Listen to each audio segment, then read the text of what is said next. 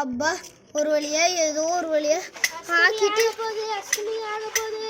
சாம்பிராணி கொஞ்சம் நசுக்கி போட்டு மனமா இருக்கும்.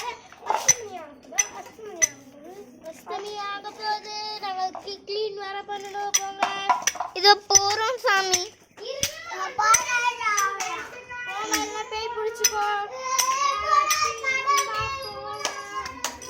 இவங்க செத்தா ஒரு வேண்டுதல் வச்சிருக்கோம், அந்த வேண்டுதலை செஞ்சிடும் சாமி.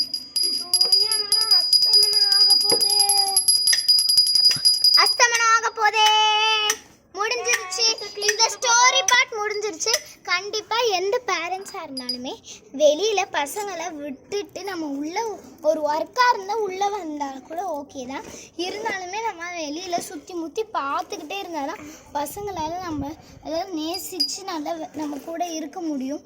இல்லைன்னா இந்த மாதிரி கதை தான். நாங்கள் அதுக்காக எல்லா பேரண்ட்ஸுக்குமே எல்லாருக்கும் இந்த குட் நியூஸு, இந்த நியூஸை சொல்லணும். நிறைய பேர் திருடங்கள்லாம் பாண்டிச்சேரி புதுச்சேரியில் கூட ஒரு பொண்ணு அப்படி தான் கொல்லப்பட்டாங்க. அதே போல் தான் இந்த மாதிரி நிறைய இடத்துல இந்த மாதிரி ஆயிட்டுருக்கு. அதனால் பேரண்ட்ஸ் ப்ளீஸ் எல்லோரும் ஒரு எந்த ஒர்க்காக இருந்தாலுமே சரி பசங்களை நல்லா பார்த்துட்டு கண்காணித்து பார்த்துக்கிட்டே இருங்க. எல்லோரும் பேரண்ட்ஸ்க்கும் நான் இதை சொல்லிடுறேன். இந்த ஸ்டோரி மூலமாக உங்களுக்கு புரிஞ்சிருக்கிறத கமெண்ட்ஸில் ஷேர் பண்ணலாம். கமெண்ட்ஸில் நீங்கள் பேரண்ட்ஸை பற்றி நிறையவே வந்துட்டு போடலாம். ஏன்னா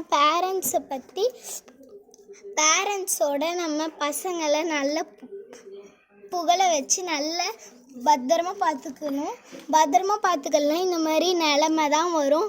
அந்த நிலமை வராத இருக்கிறதுக்கு பேரண்ட்ஸை கண்காணிக்கணும்.